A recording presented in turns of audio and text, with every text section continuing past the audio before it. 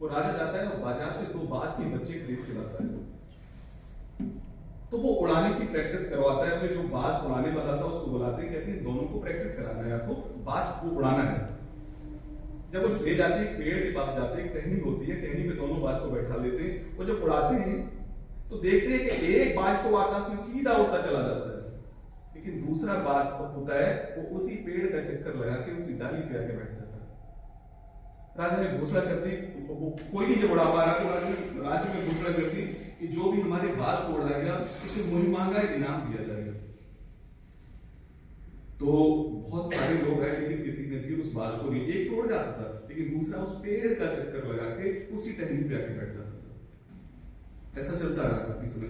राजा जब परेशान हो गया तो उसने अब मना कर दिया कि अब कोई भी आएगा उस पर शर्त है, अगर वो नहीं उड़ा पाएगा तो उसको कलम कर दिया जाएगा, इसके अलावा अब कोई नहीं आएगा। एक व्यक्ति उसी के राज्य में था, वो सोच रहा था कि आखिर ऐसा क्या कारण है कि उड़ क्यों नहीं पाता है। बस उसने बहुत चिंतन मंथन करने के बाद वो राजा के पास गया, बोला मैं आपके बाज को उड़ा सकता हूँ। तो राजा ने कहा आपको शर्त मालूम है कि जो नहीं उड़ा पाएगा उसके साथ क्या होगा। उसने कहा हाँ मुझे सुन रखा है और मुझे शर्त मंजूर है। वो जाता है दोनों बाज को लेके, और जैसे सब करते थे उसी टहनी में उसको बैठा देता है। जब उड़ाता है तो वही होता है, एक तो आकाश में सीधा उड़ा चला जाता है और दूसरा उस पेड़ का चक्कर लगा के उसी डाली में बैठ गया।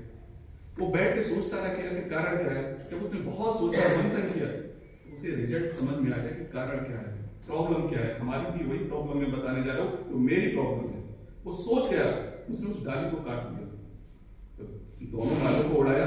तो जब एक तो आकाश में उड़ गया और दूसरा जब बाज उस पेड़ का चक्कर लगा के लौट के आया, तो जब उसे डाली नहीं मिली ना तो वो भी आकाश में उड़ा चला गया। हमें सिर्फ उस डाली को पहचानना है कि वो डाली कौन सी है। डाली का नाम है जातिवाद में बटा समाज। इस डाली को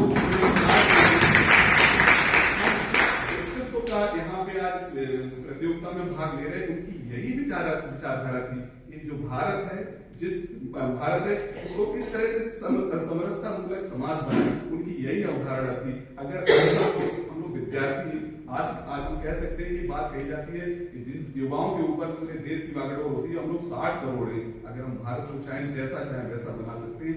ऐसी अपेक्षा के साथ मैं अपनी बात यही समाप्त करता हूँ।